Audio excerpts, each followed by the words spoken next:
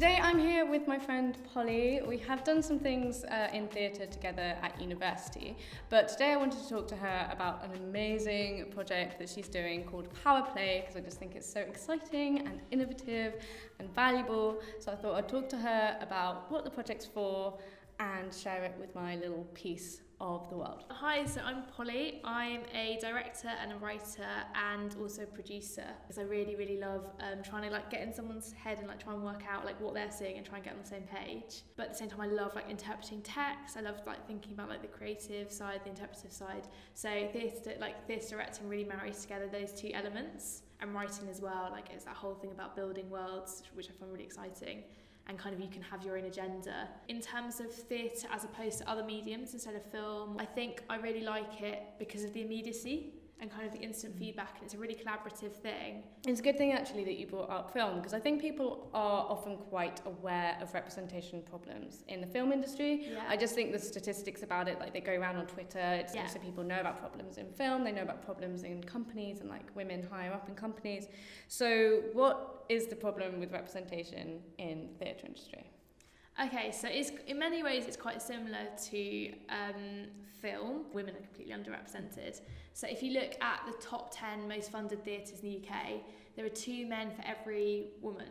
And then that gets even worse when you look at particularly writers, directors, people working on the technical side of things. And there are lots of different issues that are hard to map out, because it's very unclear at the moment what's going on. Lucy Kerbel, who runs Tonic Theatre, she describes it as if a woman's career is like a rope. This is her starting out, and this is the climax of her career. But you're trying to work out, where do the strands break apart?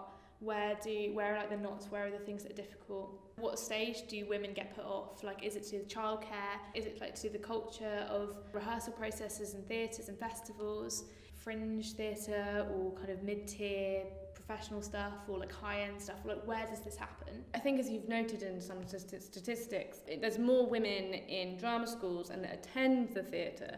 So I think it'd be very easy to not realise that there is a representation problem, because you think, oh no, there's loads of women that like theatre, but then they're actually not. It's something 70% of drama students are women. If you look at everyone studying drama, so not just at drama schools, but in different programmes and courses and things. But then the majority of roles are written for men. First of all, there are more women anyway you're competing against, and then you're competing for fewer roles. And then if you factor in the fact that so many of those roles are going to be for housekeeper, they're not the not as important, complex, interesting protagonist. Then it gets even more dire. So what is Power Play and what is its aims? It's a feminist organisation. The first strand is our data. So we carry out data, we work with festivals and theatres, and we basically come to them and say, we can offer to analyse what's going on, your gender breakdown, and really think about areas where you can work on, and just give you a comprehensive view. We're doing that at the Edinburgh Fringe. We're launching this year. We're doing the first ever statistical study of the Fringe's gender breakdown. So we're working with the Fringe Society on that, and most of the big venues got a programme called Power Stations. So they're working with Power Play, and they become a power station. They commit to promoting gender equality. And then our second strand at the moment is commissioning work from female writers. We've got 4 female writers, and then we're putting them on in a house in Edinburgh, in the different rooms of the house, happening at different points throughout the day. I've got Funeral Flowers by Emma Dennis-Edwards. We've got Next Time by Jess Moore, which I'm currently directing. We've got The Empty Chair, which I've written, and then we've got Somebody by Matilda Curtis. Really brilliant women who've written these 4 really fab plays. You've got a wonderful mix of emerging artists and people who are a little bit more established as well, really just celebrating women at all stages in their career. And we've got a bit of an age range as well in terms of writers and things, which I think is important. I mean, it's we're still relatively young, but we've got a bit of a span. But I was wondering, was there a particular event or moment that made you go, I want to do this and I could do this? This has been a couple of years in the making, and I think the thing that started it for me was actually at our university drama society. We were surrounded by really dynamic people that were really on it and things, but there was still a problem with gender, not just gender, but also in terms of race, class, lots of things. I really felt that I was in lots of spaces where it wasn't really being discussed. I was on the committee, and I helped set up a female writers showcase. Which was very good, by the way. And it was really, really like diverse and really brilliant, and like had lots of kind of different acts and things. And it was amazing because all these women who'd never like directed or written anything were suddenly like, oh, I've got this, like, I'm not sure if I should go for this. I've got this like little thing that I've written.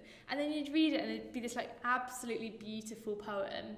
And you're like, how can you kept this in your desk drawer for years? So it's suddenly realising that if you create the platform, then people fill it.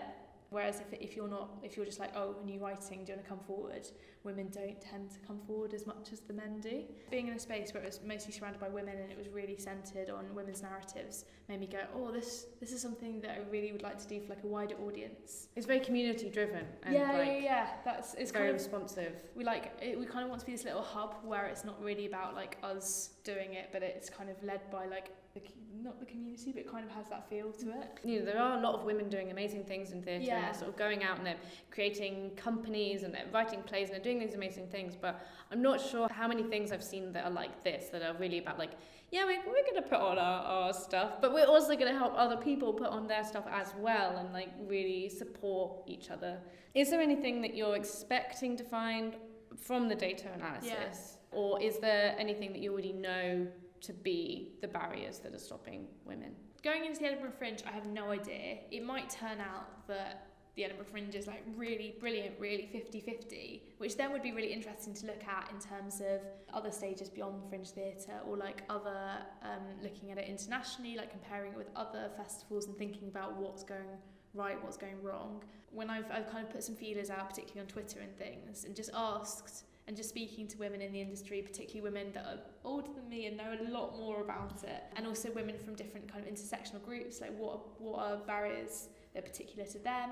The things that people constantly flag are childcare, in terms of paying people properly is another thing, like stuff to do with sexual harassment and people just feeling comfortable in rehearsals, but just making people feel comfortable, confident, not bullied. I think there's quite a lot of things where actors feel like it's kind of a badge of honour that they can be pushed, and that they can kind of get to a place where they feel really uncomfortable. But that's something that I think is very off-putting, particularly for a lot of women. If a theatre or something's got a programme for like emerging artists, not calling it a young thing, so that if you've had kids and you're like in your 40s or something, then you can also apply for that as well.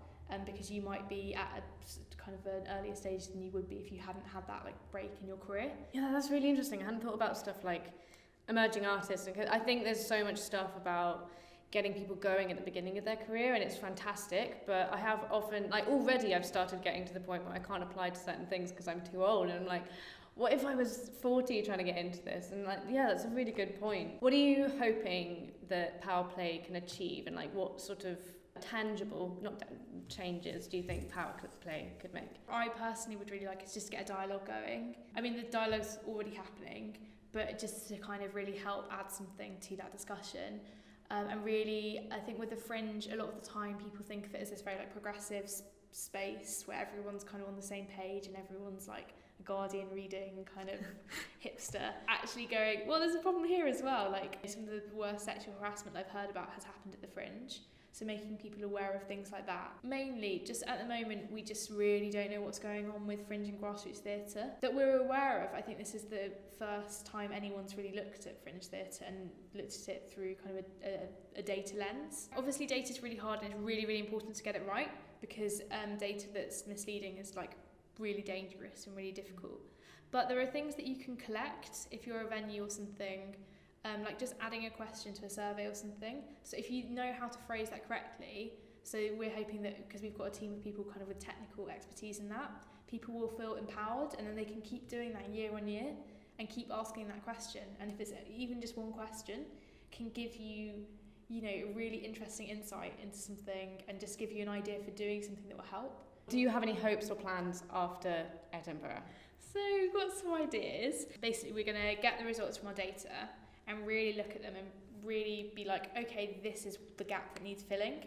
And there are lots of really brilliant organisations out there doing really specialising in particular areas. So just working out, because we don't want to overlap with other people, what's the point in reinventing the wheel? It's much better to work with those organisations and really work out what we need to be and who we need to be there for and what we're best placed to do with our expertise. I've just sort of been watching this project brew over the time and just been absolutely in awe of everything that you're doing.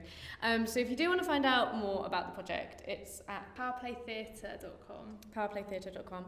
And I would also really recommend following them on social media, because they've got a really good thing where they're sharing like statistics and other people's work, not just their own. So it's like this fascinating little stream of theatre work, and so I've really enjoyed following them on social media, so would recommend that. Absolutely. Thank you very much. Thank you so much. Yeah.